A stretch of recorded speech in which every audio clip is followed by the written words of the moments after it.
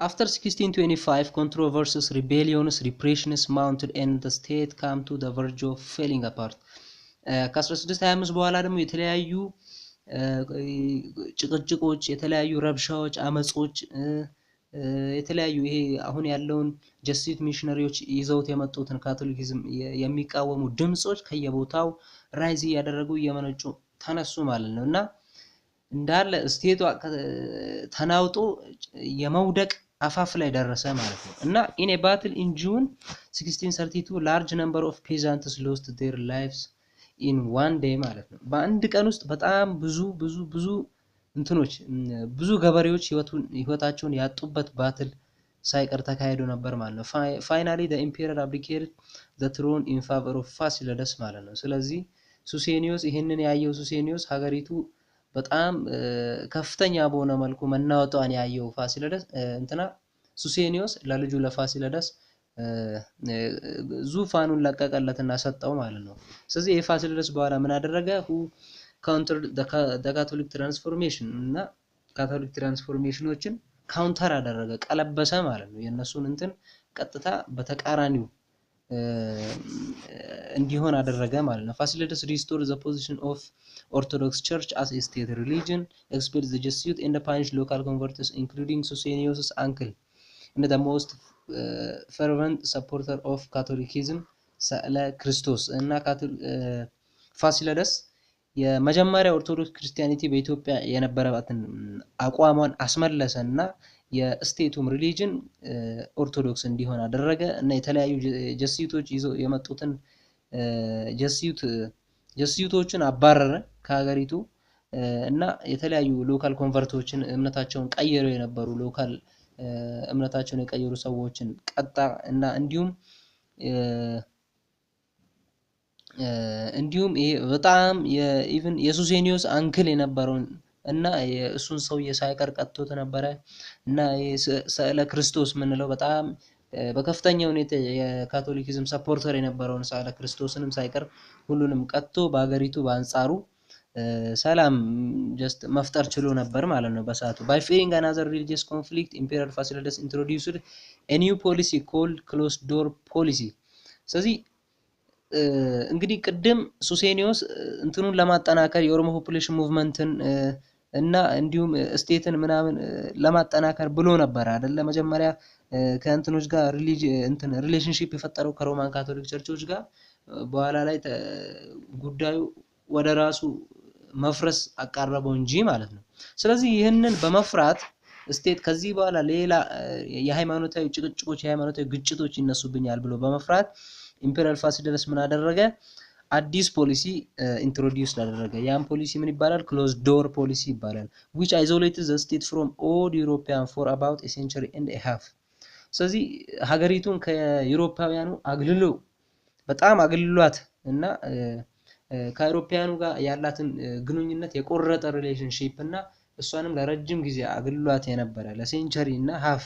ያክል ጊዜ አግልሏት የነበረ ፖሊሲ ነው እና ይሄ closed door policy ማንኛውም አይነት ከውጭ ሀገር የሚደረግን ግንኙነት የቆረጠና የዘጋ በቃ በሩን የዘጋበት በውጭ ሀገር በኩል ያለውን በር የዘጋበት ፖሊሲ ነበር ማለት ነው Conversely, he initiated and adopted a policy of close diplomatic relation with Islamic world ከኢስላሚክ ወርልድ ጋር relationship ፈጠረ ለምን and formed an alliance with the neighboring Muslim states to ensure that no European crossed into the Christian kingdom ስለዚህ ከሙስሊሞች ጋር በተፈጠረው ሪሌሽንሺፕ ምክንያት የትኛውም ዩሮፒያን ክርስቲያን የሆነ ዩሮፒያን ወደ ሀገሪቱ ዝር ብሎ ሌላ ነገር ይዞ አይመጣም የሚለውን ነገር በማሰብ ከሙስሊሞች ጋር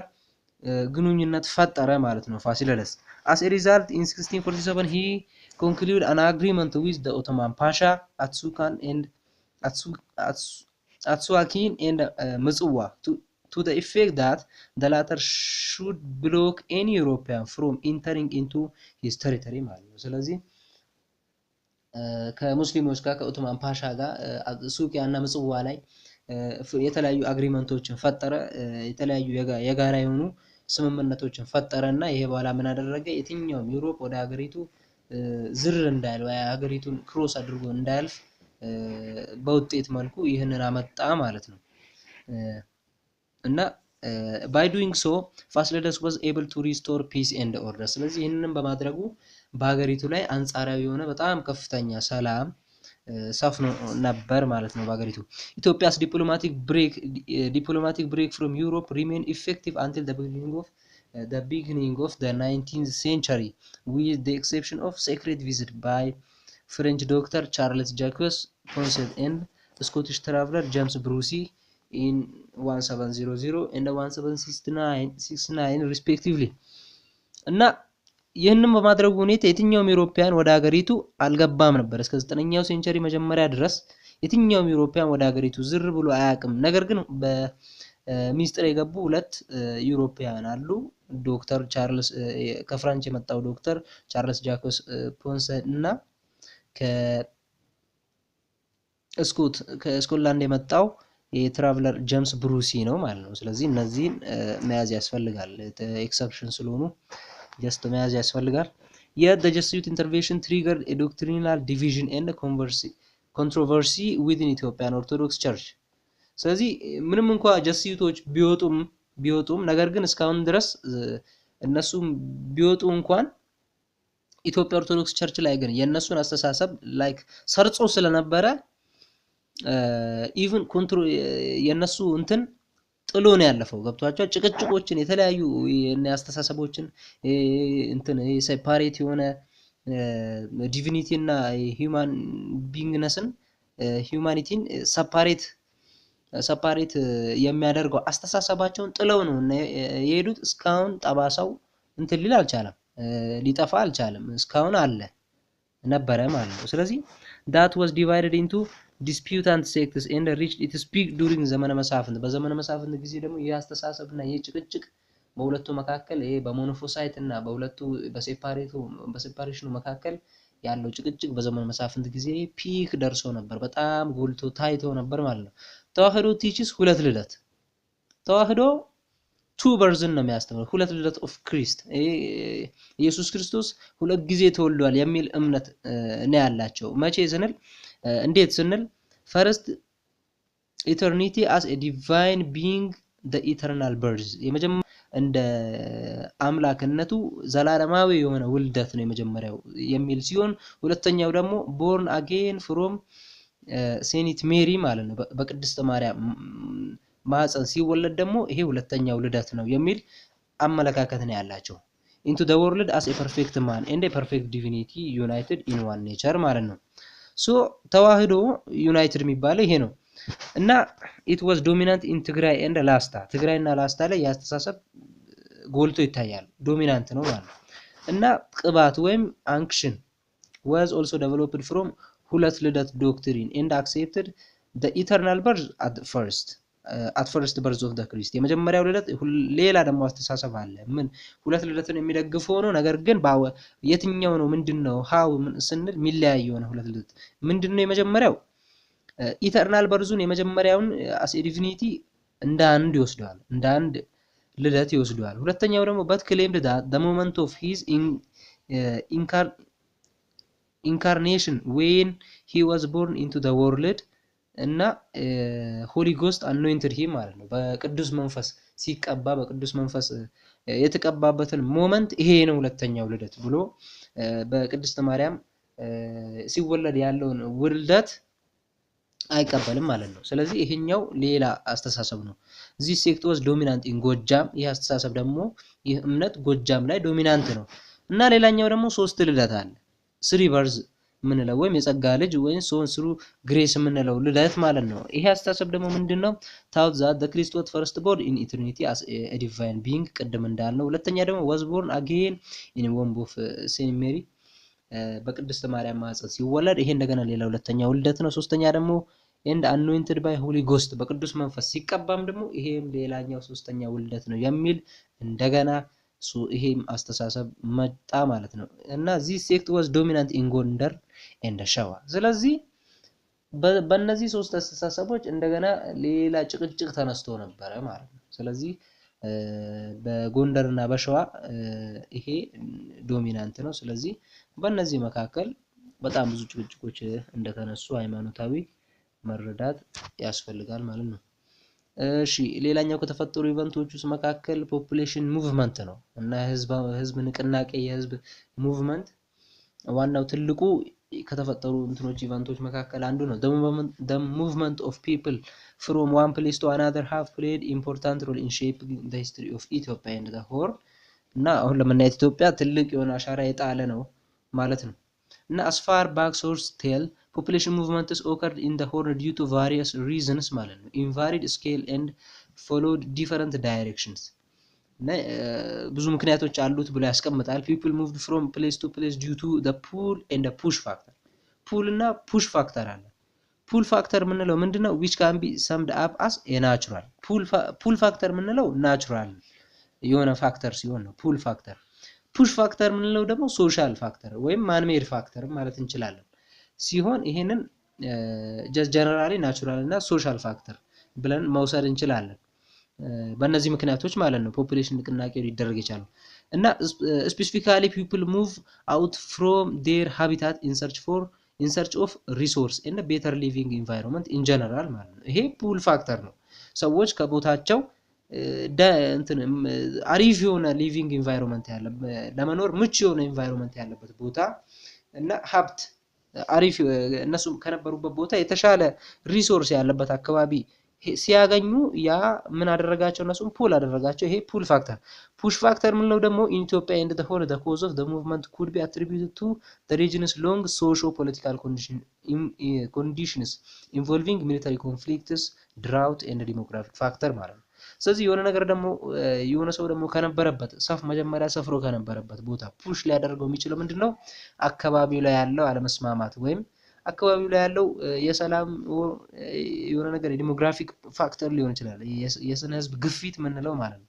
እና የተለያዩ ድርቆች እና የተለያዩ ሚሊተሪ ኮንፍሊክቶች የወታደራዊ ግጭቶች ጦርነቶች እነዚህ ፑሽ ፋክተሮች ናቸው ማለት ነው። ፑሽ ሊያደርጉ የሚችሉ ፋክተሮች እነዚህ ናቸው። እና population movements of the medieval period had extensive effect including the integration of people across ethnic and religious line ማለት ነው እና ስለዚህ የህዝብ ንቅናቄ ለማካሄድ በጣም ይሄ የህዝብ ንቅናቄው ኤክስቴንሲቭ ኢፌክት ነበረው። የተለያዩ ኢንቲግሬሽን ኦፍ ፒፕል across ethnic and religious line እና በሃይማኖትና ሃይማኖት አንዱ ካንዱ ሃይማኖቱ ሼር እንዲደረግ አንዱ በጣም አንዱ ያንዱን ሃይማኖት እንዲቀበል አንዱ ያንዱን ባህል ላይክ እንትን ወደ ራሱ እንትን አሲሚሌት ብዙ ባህሎች አሲሚሌት እንዲሆኑ አድርጓል ማለት ነው። major outcomes of population movements during the period under consideration include religious, ethnic and linguistic interactions and intermingling of peoples እና የተለያዩ ቅድም እንዳልነው የተለያዩ ባህሎች ቋንቋዎች እና ሃይማኖቶች አንዱ ያንዱን ሃይማኖት ያንዱን ባህል ይወሰደበት እና ባህሎች ሃይማኖቶች እርስ በራሳቸው ኢንቲግሬት ያደረጉበት ነው ማለት ነው። እና specifically this has resulted in intermarriage of people ህዝቦች እርስ በራሳቸው አንዱ ያንዱን ቦታ ሄዶ ሲሰፍር ኢቭን ከመስፈርም አልፎ እዛው ያሉትን ሰዎች ካሉት ሰዎች ጋር ጋብቻ ይፈጽሙ ነበር። change of abode original culture and evolution of new identity እና እነዚህ የመጡ ኮንሲኩዌንሶች ናቸው ማለት ነው በፖፑሌሽን ሙቭመንት። ፖፑሌሽን ሙቭመንትስ ኦፍ አርጎባ አፋርና ሶማሌ ምን ይመስላል የሚለውን እናያለን። The military conflict between the Christian kingdom and the Sultanate of Adal in the late 15th and early 16th century was partly responsible for the population movements of the Argoba, the Afar and the Somali ማለት ነው። ስለዚህ ኮንፍሊክቱ ትልቅ የሆነ እንትን ኢኮዝ የሚወሰን ነገር ቢኖር ይሄ ኮንፍሊክት ነው። የሙስሊምና የክርስቲያን ባለፈው ክፍል እንዳሳለፍነው የነበረው ኮንፍሊክት ትልቅ የሆነ ኮዝ ነበር ማለት ነው። In addition, the demographic pressure on environment gave a background for the population movement እና ከዛ በተጨማሪ ደግሞ የስነ ህዝብ ግፊቱ በጣም እንትን ያያየለ በመጣበት ሰዓት population movementum በዛው ልክ ሊጨምር ችሏል ማለት ነው። their territories lie in the region where trade routes that passed ስለዚህ were affected by the consequence of military conflict ማለት ነው። ስለዚህ አብዛኛው እነዚህ አፋር አርጎባ እና ሶማሌ ላይክ ምን አይነት አካባቢ ናቸው? ትሬድ ሩት የንግድ መስመሩ የሚያልፍባቸው ቦታዎች ስለሆኑ እንግዲህ የክርስቲያንና የሙስሊም ደግሞ ጦርነቱ በብዛት እንትኑ ምንድነው ኮዙ ምንድነው ስንል የትሬድ ሩቶችን መቆጣጠር ላይ እንትን ያተኮረ ስለነበረ ጀስት እነሱም የእንትኑ ሰለባ ናቸው ማለት ነው። በዛ ምክንያት ለሙቭመንቱ ምክንያት ሊሆንላቸው ችሏል ይሄ። ስለዚህ these people moved back and forth in response of the ongoing military conflict አንዴ ኮንፍሊክቱ በዛ በኩል ጦርነቱ እንትን ሲል ወደዚህ ባክ እነሱ ያሉበት አካባቢ ሲሆን ደግሞ ወደ ፎርዝ ወደፊት እየሄዱ እና ሙቭ እንዲያደርጉ ምክንያት ሆኗቸዋል ማለት ነው። በተናጥል ስናያቸው ዳርጎባን ስናይ ዳርጎባ were major agents of Islamic expansion trade in the Muslim state formation in the Horn ማለት ነው። እና አርጎባ ለእስልምና መስፋፋት ከሚጠቀሱ ትልቅ ቦታዎች መካከል ዋነኛውን ቦታ የምትይዘው አርጎባ ነች። For instance, the Sultanate of Shawa and the Ifat were established by the Makhzumite and the Walasma dynasty respectively እና በዚህ ልክ ነው የተመሰረቱት በማክዙማይት እና በዋላስማ ዳይናስቲ ነው የተመሰረቱት። The end of 13th century the Sultanate of Shawa moved further to the east as a result of pressure from the Christian kingdom እና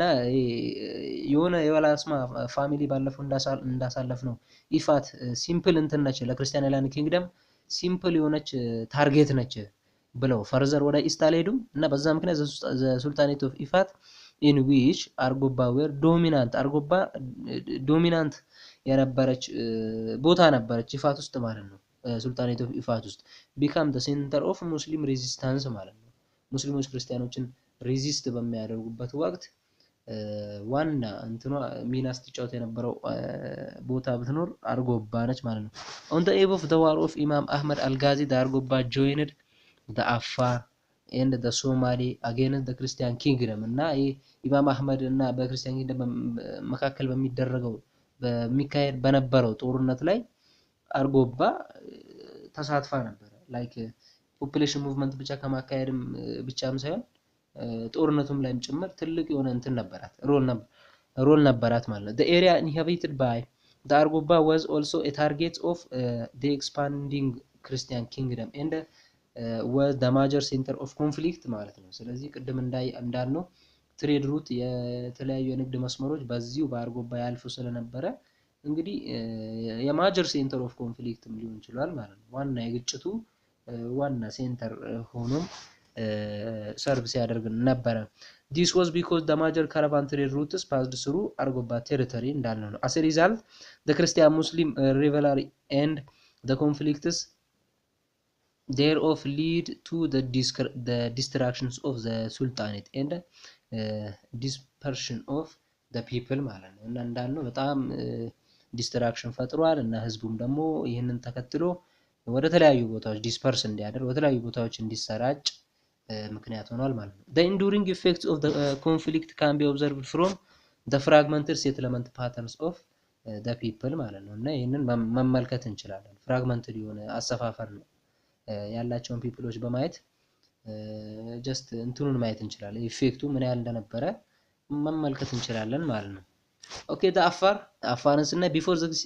16th century due to drought the Afar moved towards the east until they reached the middle አዋሽ ማለት ነው። ስለዚህ መጀመሪያ አፋር ላይ ከጦርነቱን ባሻገር ድርቅ ነበረባቸው እና በጣም ወደ ኢስቱ እስከ ሚድል አዋሽ እስኪደርሱ ድረስ ወደ ኢስቱ ሙቭ ያደረጉ ነበር። ትሬድ ሩትስ linking the ports of Horn passed through Afar's territory ያው ትሬድ ሩት ነክቷቸው ያልፋል ብለናል እና ስለዚህ as a result a region was a center of competition between Christian kingdom and the Muslim sultanate የጋራ ያደርጋቸዋል ሁሉንም to control the trade route ማለት ነው። beside being actors in the conflict the conflict inevitably pressurized the Afar to move into different directions to avoid the risk of the conflict ማለት ነው። ስለዚህ አፋርም በእንትኑ ላይ በኮንፍሊክቱ ላይ ተሳትፋ ነበር። ነገር ግን ከመተሳተፏን ባሻገር ይሄ ፕሬሸሩ በጣም አፋርን ገፍቷታል ማለት ነው። into different directions to avoid the risk of the conflict ማለት ነው። ከአደጋው ለመዳን ስትል ወደ ተለያዩ እንትኖች ሙቭ አድርገው ነበር ማለት ነው። in the 16th century their pastoral economy helps them to survive the destructive effect of the war pastoral economy ስለነበራቸው ነው ሰርቫይቭ ሊያደርጉ የቻሉት ወይም እንዲያደርጉ ረድቷቸዋል ማለት ነው። ሶማሌን ስናይ their territory laid in the medieval competition of the control of trade route ማለት ነው እንዳሳለፍ ነው likewise prior to the war of Imam Ahmad al-Ghazi there was a strong demographic pressure from Somalia እና ሶማሌ ስትሮንግ የሆነ ዲሞግራፊክ ፕሬሸር ነበረ ከዚህ ከጦርነቱ ባሻገር ማለት ነው። አፋር ላይ ድርቅ ነበረ እንዳልነው ሶማሌም ላይ ዲሞግራፊክ ፕሬሸር ነበር። the population movement of the Somali was strong force behind the military strength of Imam ለኢማም ሚሊተሪ ስትሬንግዝ የሶማሌ ፖፑሌሽን ትልቅ እንትን ነበር ምክንያት ነበር። ከዚህ ከኢማም አህመድ ፎርስ ከመጠንከሩ ጀርባ ምን አለ ስንል የሶማሌ ሙቭመንት አለ። however the population movement of Somalia did not last for long as they returned to their home base following the defeat of Imam Ahmad in 1543 ማለት ነው። ስለዚህ የሶማሌ ፖፑሌሽን ሙቭመንት ደግሞ ጀስት እንደ ሌሎቹ እንዳርጎባና እንዳፋር አልቀጠለም። ለምን ስንል ኢማም አህመድን ማሸነፍ ተከትሎ ወደ ቤዛቸው ተመልሰዋል ማለት ነው። ኦኬ ሶ ደገዳ ሲስተምን እናያለን። ደገዳ ሲስተም እና the Oromo population movement የሚለውን በቀጣይ ክፍል የምናይ ይሆናል። ቪዲዮ ከተመቻችሁ ላይክ አድርጉ።